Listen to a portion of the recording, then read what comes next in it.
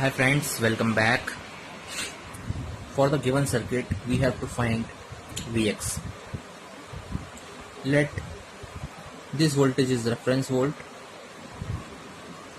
okay, and here voltage is Vx, okay.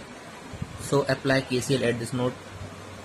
Vx minus 0 by 1, that is Vx by 1, plus Vx minus 6 by 1, Vx minus 6 by 1. This current is 2Vx. This Vx minus 4 by 2 is equal to 0. So 2Vx plus 2Vx minus 12 plus